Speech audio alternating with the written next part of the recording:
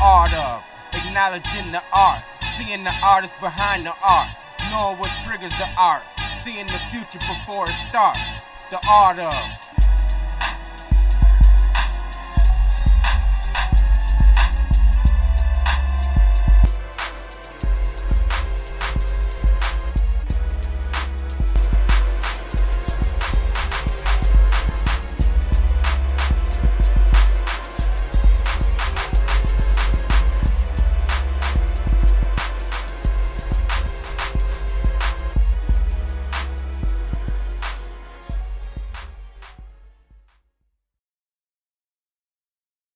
Johnson.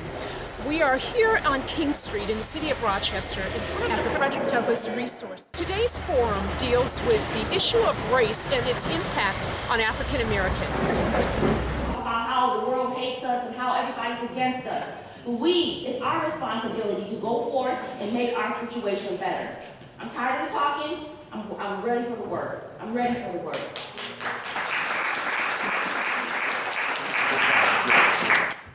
Good evening. My name is Lisa Johnson, and welcome to The Art of. Joining me this evening, I have Nancy Sung Shelton. Good evening, Nancy. How are you? I'm well. Thank you very much for the invitation. You're very, very welcome.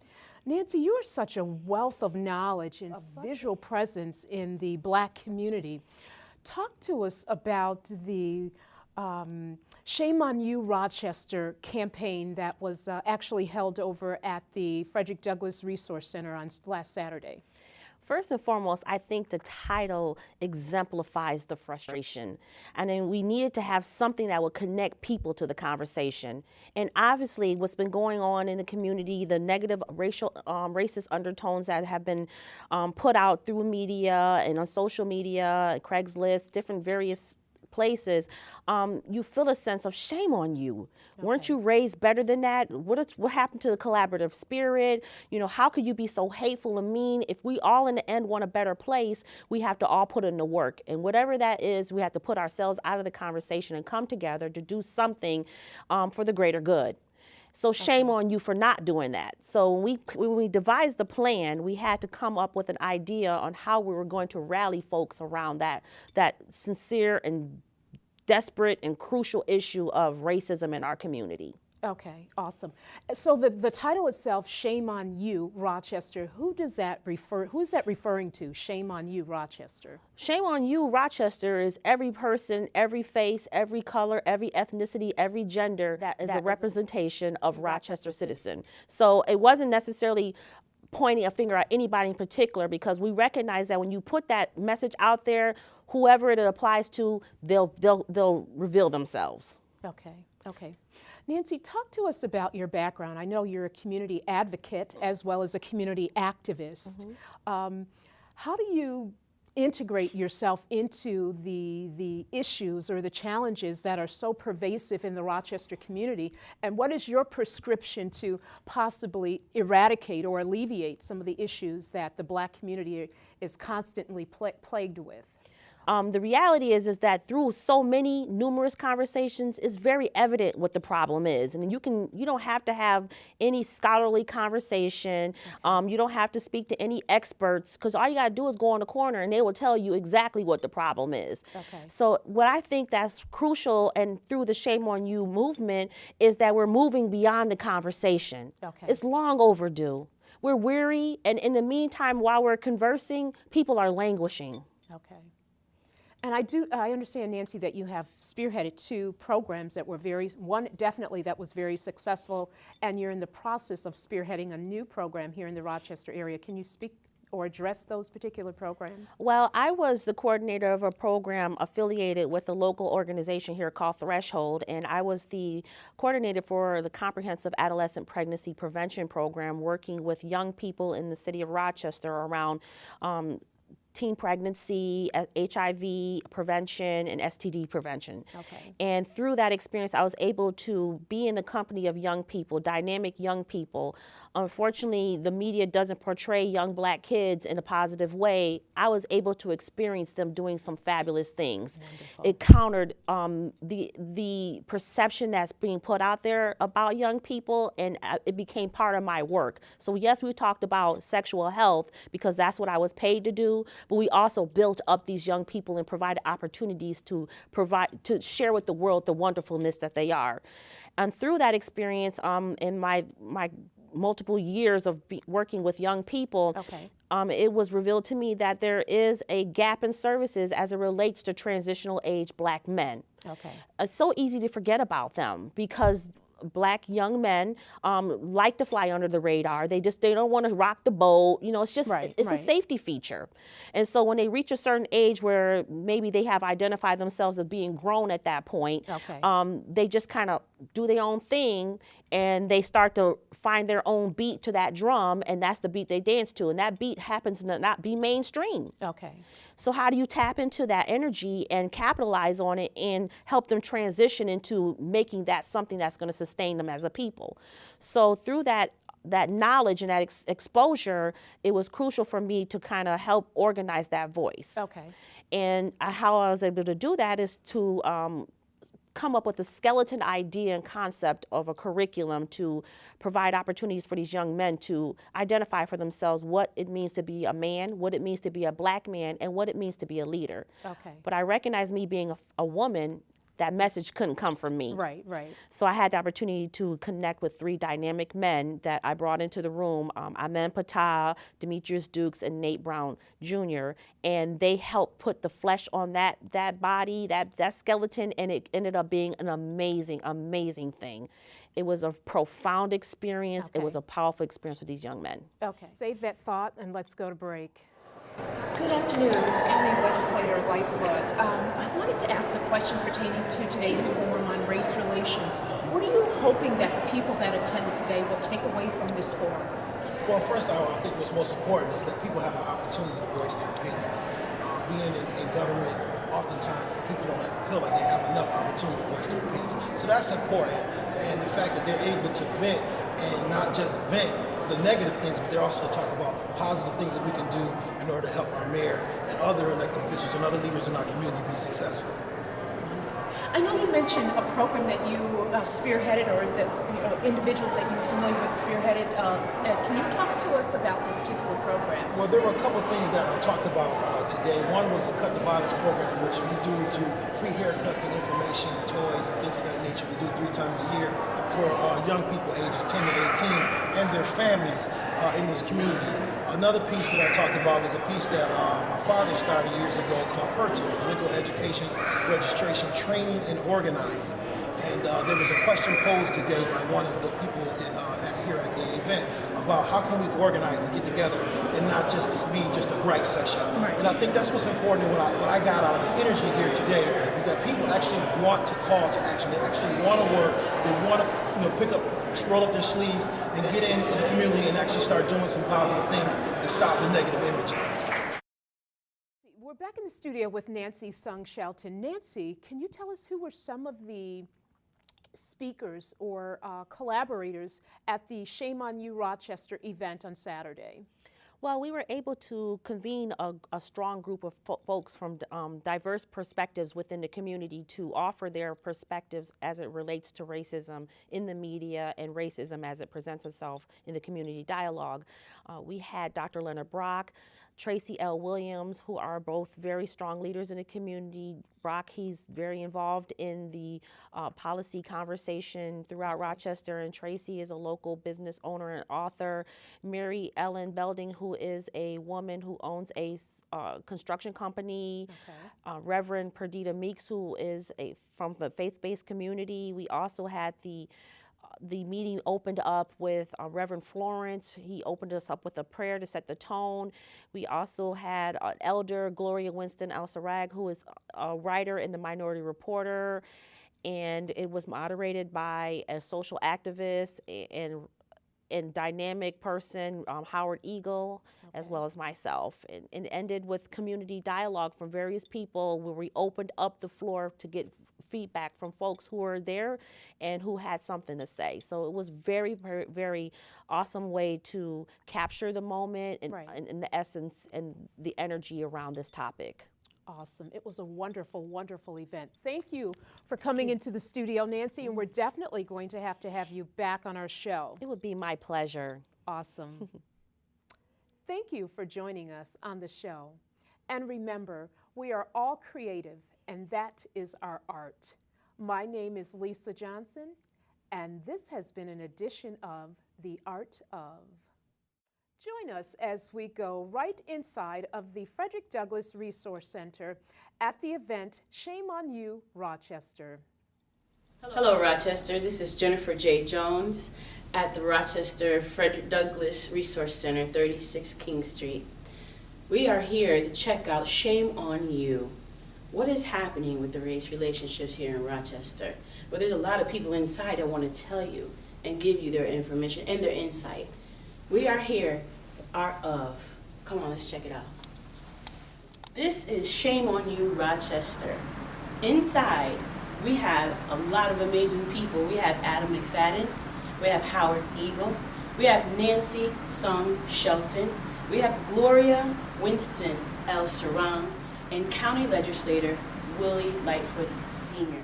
So are you saying that we as a community, regardless of color, nationality, are you saying we as a community must forge together to somehow combat this poison, this sickness, this disease called racism here in the city of Rochester? I believe that, and I hope that other people will agree, because we all stand under one banner, and that's the American flag.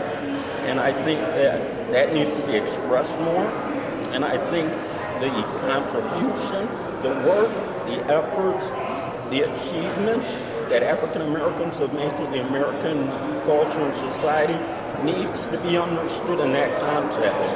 That not only are African Americans African, but they're also American, just like Latin Americans, just like Euro Americans, just like the other group, Asian Americans.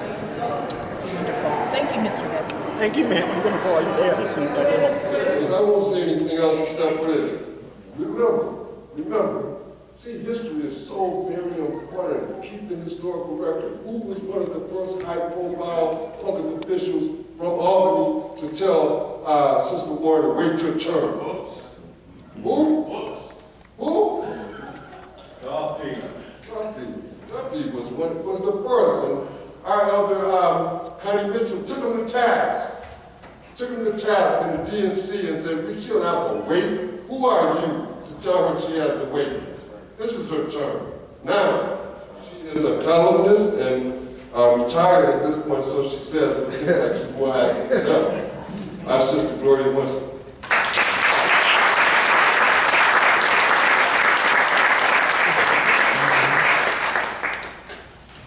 Good afternoon, everyone.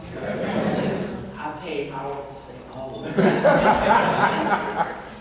I just wanted to take a few moments to connect some of the dots from this afternoon, because hopefully your presence suggests that we're all here for the same reason, and that is we are sick and tired of being sick and tired.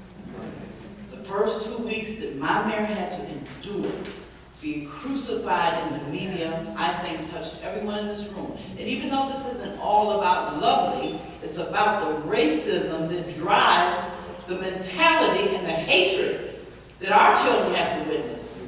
Every time I think about my mayor, I think about her 3-year-old daughter having to discover that her father had encounter with the law when he was 17 years old.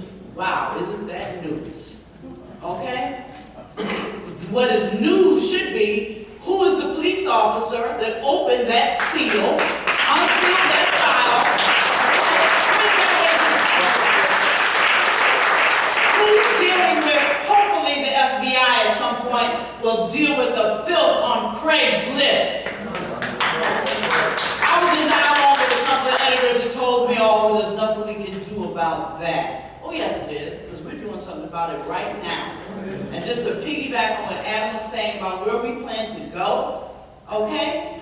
I'm asking you to make sure, if you haven't signed the petition, sign it before you leave. If you've got a business, like Willie and Perdita have petitions already, take them to your respective businesses, get the petition signed, because we do have a strategy. We do have a plan.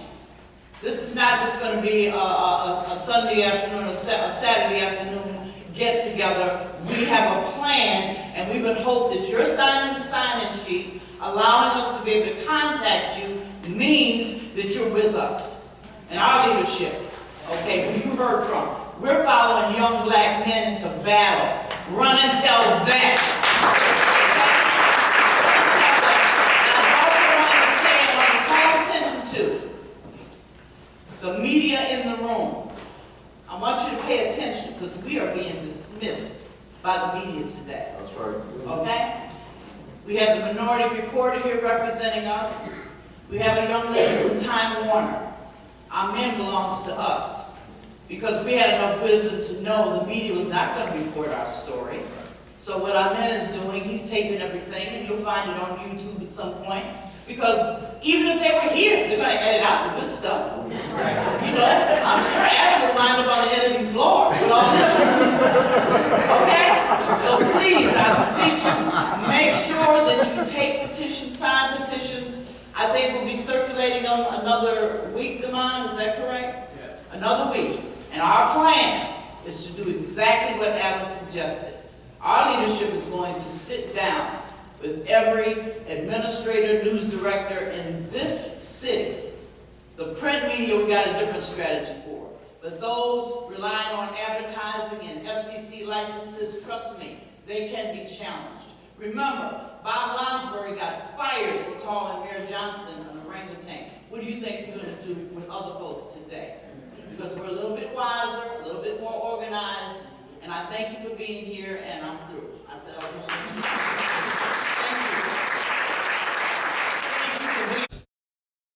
Rochester community. I started doing community service and organizing since I was 10 years old. Actually 5, but I really wasn't working then. But 10 actually working, cleaning up. Some of you may remember cleaning up Jefferson Avenue before we had the Bible law, and there was glass everywhere, and you know, my father would cut the grass at the big amounts. We had a program called the Adopt-A-Lot program, which hired a lot of people. Many thought we were on work detail for prison, but we were actually hired by a community SWAM organization. And I want to speak to what the brother said about what can we do, and also I want to speak to Brother Tracy. We're all leaders, you know. That's something that we must understand. Reverend Hunt told me a long time ago when we were organizing with the churches back in his church, and I was trying to do something for young people, and Reverend Hunt said, "You're trying to get everybody else to do something that God put in you to do. You got to do it." And then out of that birth, cut the violence, which you know we've done free haircuts and toys and information and things for families. So I'm trying to encourage some of you, because you said something, and I appreciate you. I love you, brother. I love what's going on here, because this is what it's going to take. We all are leaders, and we all, oftentimes, and Adam attested to this, one of the questions that we get often is, what are you going to do about this or that? Or what are you going to do about this or that? And I often tell people, what are we going to do about this or that? How about you come and help me do this or that? Or you know, and oftentimes we want to throw the work on the so-called leader. But I'm gonna let you know, I'll be 42 this year. My father died at 60, young, carrying a too heavy load. And it takes a village, it takes all of us. And there's some things that ain't new, there's nothing new under the sun. This stuff was birthed out of things that are July 1964, the fight organization, rest in peace, some of the individuals who passed away of that movement, but Brother Mr. Florence Sr., his father started some things, and this is generations we're seeing here, Rochester. And there's a thing called PERTO. There used to be our political education, registration, training, and organizing, which was a powerful piece. Me and Mayor Warren worked on some of that a couple of years ago. We gave some seminars. The brother was talking about what can. These are some of the things that we have to resurrect that worked. What's nothing wrong with our programs? Fight, ABC, Baker Street, Swan, Perto, MCCO. What's nothing wrong with our programs? They took our programs away through funding. A lot of it was federally funded. We must fight to restore some of these programs, y'all, so that we can train the next generation and be working on the next generation. I'm working on somebody to fill my position. Once we get somewhere, what do? They put another rule on us. Now they got term limits. So when you get a good leader, then they're going to turn them out. So we got to make sure we got another leader in place for after Lovely. We should be working on the next Lovely now. Strengthening her, working with her, and working for generations. We have to think much further ahead if we're thinking about media. And also, real quickly, and I'm done, is that when we're doing positive things, we have to reach out to one another, especially the elected ones, because oftentimes many of you have many wonderful programs that you're doing. And because you don't have a so-called local celebrity here, the media won't come. Well, start inviting us to your individual things and use us. And what I mean by that is, put our name on the stuff so we can get the media to your positive stuff, so we can begin to show we're supposed to be about solutions, right? After 3, Perto, raising other people up and training them ahead of time, and also inviting us to your events and using us. If you don't know how to do a press release, come to us. Let us teach you. Sister Gloria, there's individuals here who have those skill sets who can help you do those things so you can be successful at getting the media to your events so we can begin to show positive messages of what our people are doing.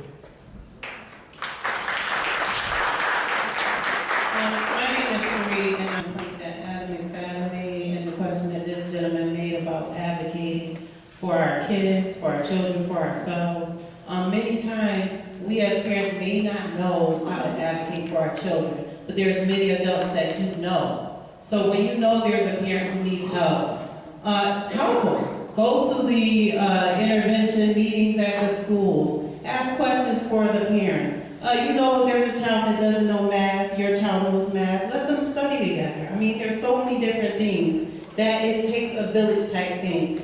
Adam said, when his parents couldn't come, someone else came. So we have to be able to stand in the gap for each other. Do you know your neighbors' names? Know who your neighbors are. It takes a community. If you see someone else's child doing something they're not supposed to do, tell that parent, and you correct that child and say, you're not supposed to do that. They'll get used to it. They'll know, okay, I can't do that because Mr. Such and Such is going to tell my mother. So we have to together, it takes a community. We have to work together to make things work. For education, we have to educate our own children. We can't leave it to the schools. The schools, yes, they have a responsibility, but we have to make sure that our children do their homework. We have to make sure that the things that they're not learning in school about themselves, that we teach them at home. It's not someone else's responsibility to teach their children to be proud of who they are. That's our responsibility. That's all I have to say. Joe, thanks, the organizer of this program.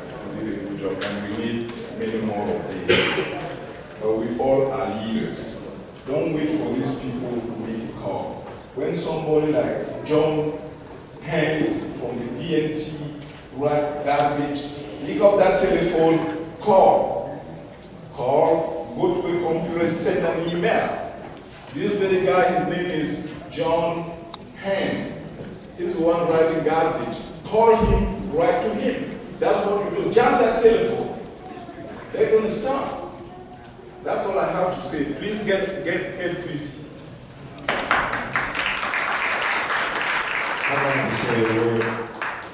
I have the privilege to introduce Councilman Adam McFadden, who is a delightful person. He's an imposing figure. He's a resolute voice. And sometimes when you are a leader, you have to voice the unpopular thing. And he's never been fearful of doing that. It's my pleasure to bring before you to speak to your ear about what it is that we need to do in reference to our community and our unfortunate situation. Adam McFadden.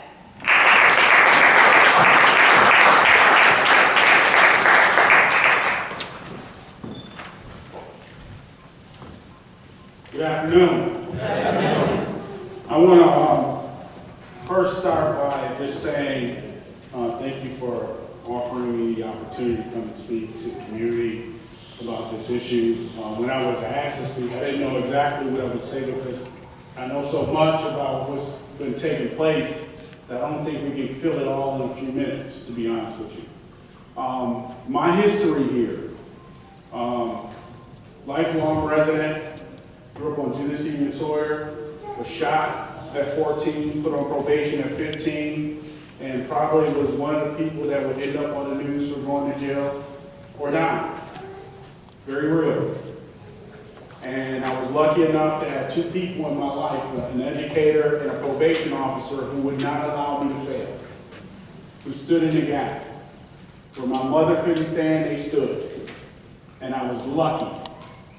I wasn't the smartest person on my block, I was the luckiest person on my block.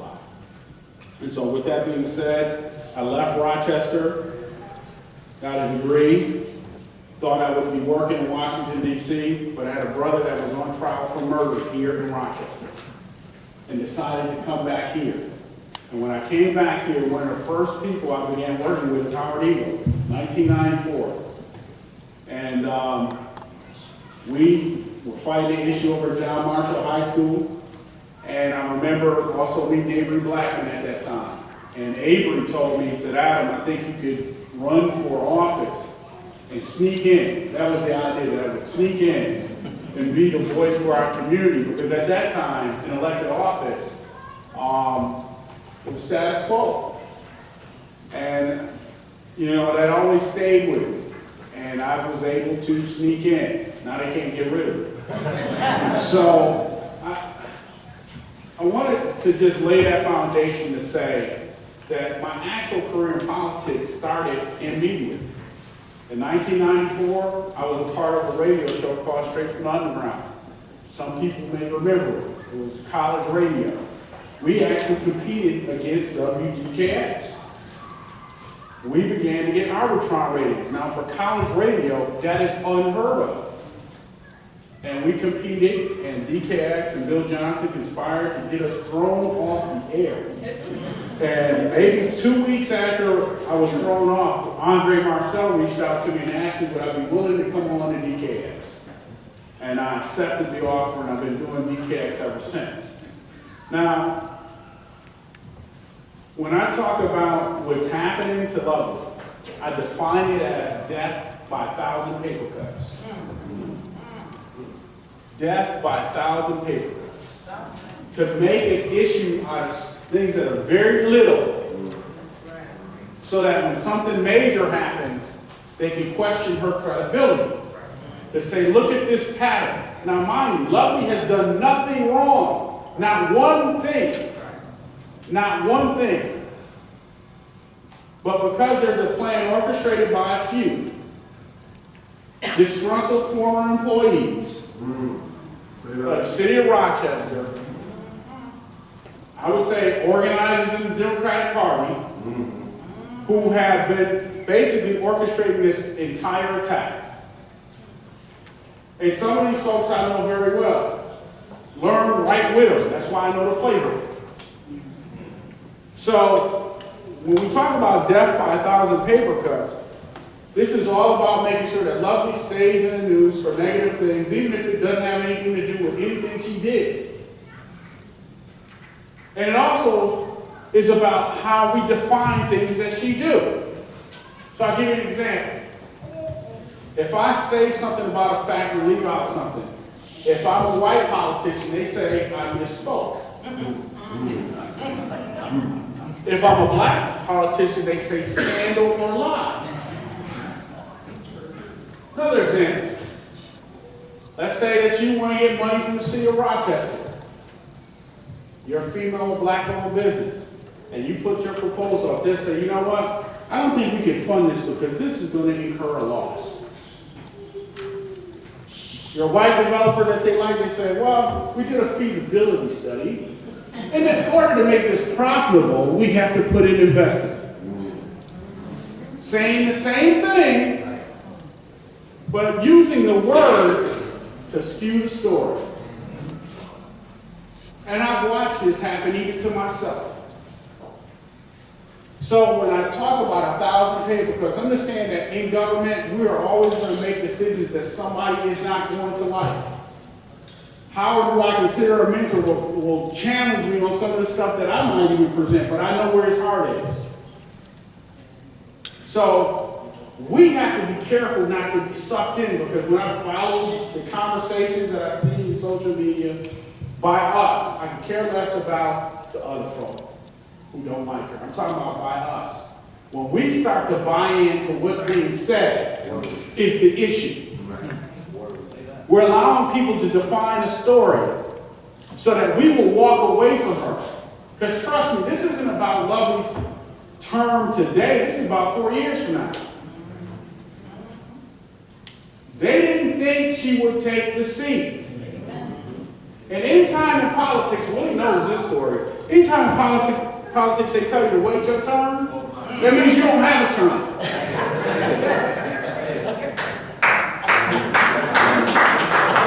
So they told her to wait her turn and everybody would be behind her. I remember they told Wade Norwood that. Well, and I remember what they did to him.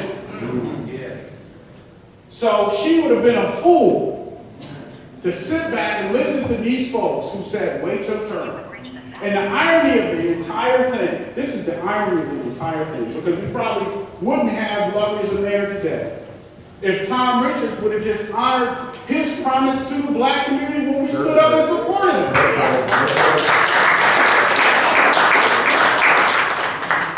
I can tell you, in my time of being in this job, I've only made one decision that I couldn't sleep with. Only one. And it was a very light one. And I learned that lesson that night, that I will never vote against how I feel in my heart. I will never do that. And I want to close with one simple thing. Some of this, we have to put on the doorstep of the people handling her PR. Because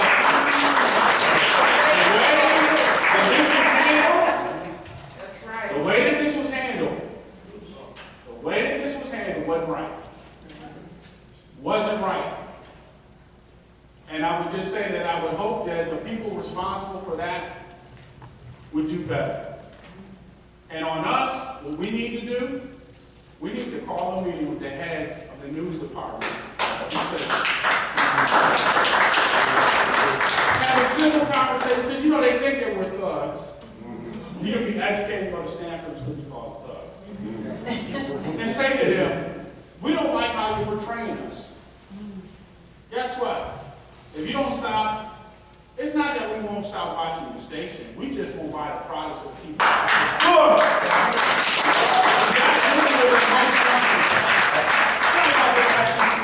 It's about their ability to sell advertising. That's right. And if we say to folks, okay, Walmart, we're not coming in this weekend because, you know, certain station ain't acting right and y'all playing their commercials. Trust me, people will begin to pull out of them. So I think we need to sit down with folks and put them on notice. We can be respectful and have civil dialogue and say, hey, we don't like the portrayal. We don't like the fact that you want to be the dead horse. We don't like the fact that you want to make a mountain out of a molehill. We don't like the fact that you want to vilify a mayor who's done nothing. We don't like the fact that you portray African American men as lazy, uneducated, and bums. We don't like all of these things that you're portraying about us. And our answer to it is, if you don't change your practices, then we will boycott the people who advertise with you. Thank you.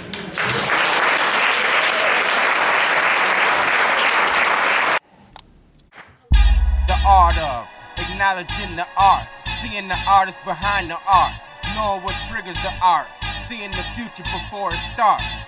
The art of